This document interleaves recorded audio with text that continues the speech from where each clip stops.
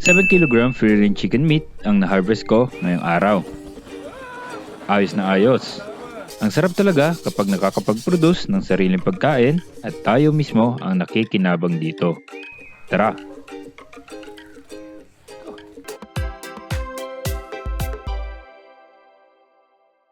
Okay, so ngayong araw ito ng ating processing. So may mga extra tayong tandang na malalaki na. Meron ding hindi masyadong lumaki pero nagkukonsume lang kasi sila ng feeds na hindi naman natin sila mabebenta at high value. So atin na silang ipaprocess. So kunin na natin sila. So yan, meron tayong ilan dito pero hindi natin to ipaprocess lahat kasi may balak ako dun sa iba. So yan, syempre yung ating mahiwagang planggana sinaset up. So manghuhuli na tayo. At nagsimula na manghuli. Dahil nahirapan si J-Man, ayun, pumasok na rin. Kinuha na isa-isa. 3 D853, 2 D102, at isang D104 ang ipaprocess natin. Mga tandang lahat yan. So meron tayong ipaprocess na 6 na tandang. Okay. Yan tayo sa bahay magpaprocess para may tubig. Isinakay na sa ating tricycle yung mga yan. So dadalhin din natin dito yung talyasi natin na ginagamit sa coco pit. At saka magdadala tayo ng kawayan, panggatong.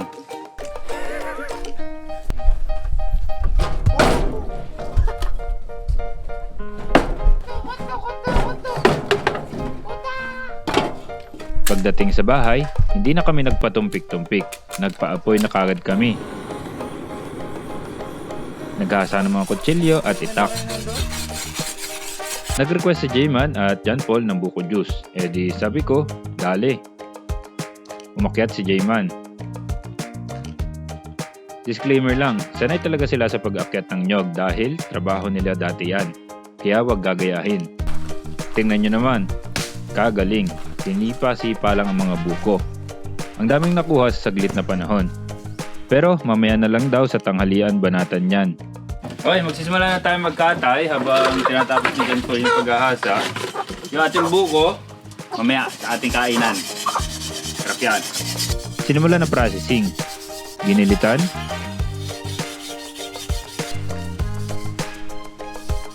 Nilublob sa mainit na tubig.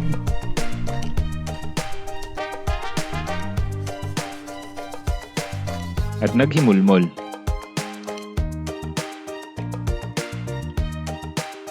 Inapoyan ang maliliit na balahibo. Naabot pa nga ang kamay ko. So may 3 na tayong manok na pwedeng buksan. Ako yung magbubukas ng mga manok. Hindi na natin kailangan tadtadin. Ilalagay na natin siya sa rep ng buo. Then si John Paul at si J-Man yung magtutuloy ng paghimulmol. Basic na sa amin ito dahil hundreds of chickens na ata ang na-process namin.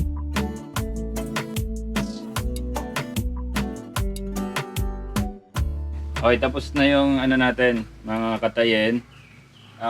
Nagbubukas na lang ako, nililinis ko. Pero sina John Paul, maglilinis na ng ating mga gamit na hindi na gagamitin. At syempre, magpe-prepare tayo para sa tanghalian.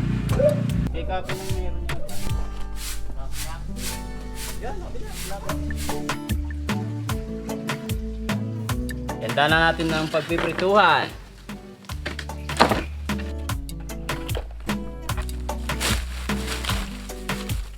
Nagpaapoy ulit.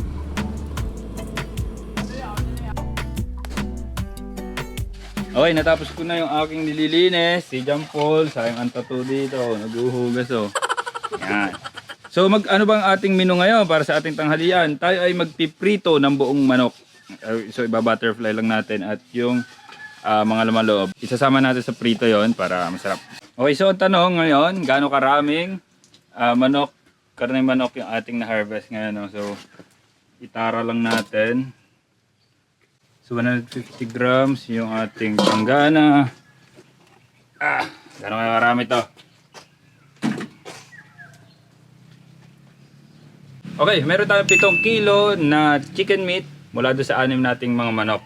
Okay, lamang tiyan na naman. Okay, so si John Paul, ipiprepare na yung ating buko juice na gagamitin at kakainin kasabay ng ating tanghalian. Ako naman, Pe-prepare ko yung ating ipiprito na manok. Yan.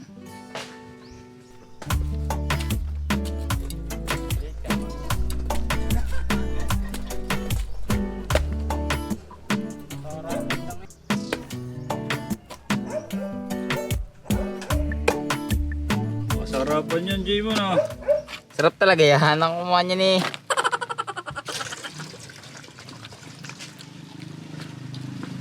Ano ma'am?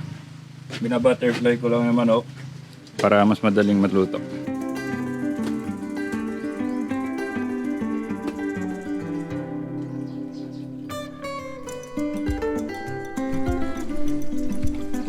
Yung buko natin, yan.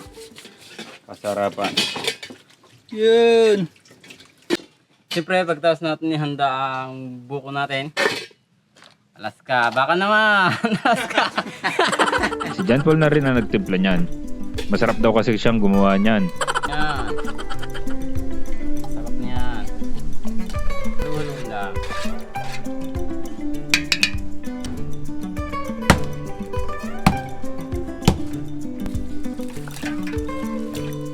Mantika sa ating talyase. Sponsored by 5 Star yan.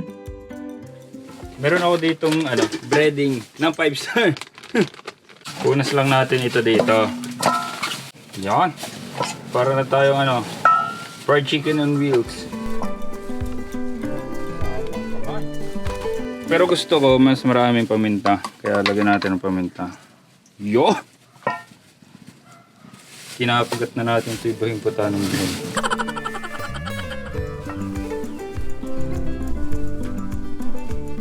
Yan, isalang na natin ang ating fried chicken. Nagmukha man fried chicken ng 5 Star baga.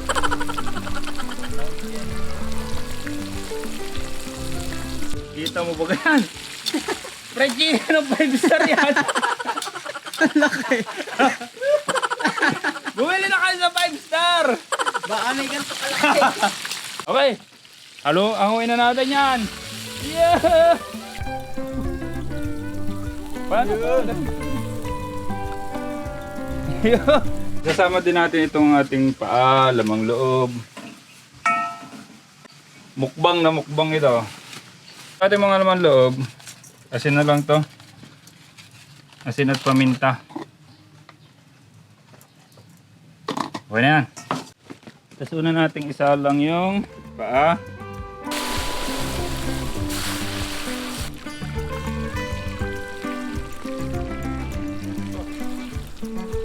Ilagay naman natin yung balunan. And then ilagay naman natin yung natitira pang lamang loob.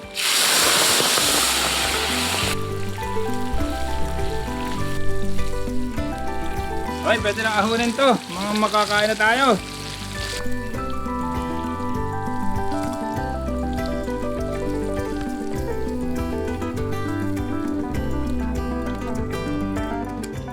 Kain na na. Okay, set up natin yung table natin. Meron pa tayo swimming pool dito. Pwede mamaya siguro.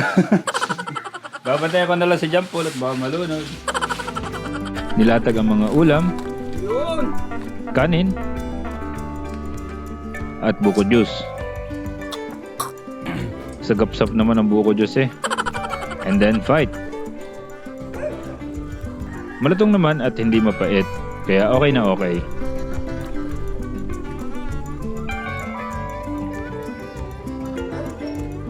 Masarap din ang mga lamang loob.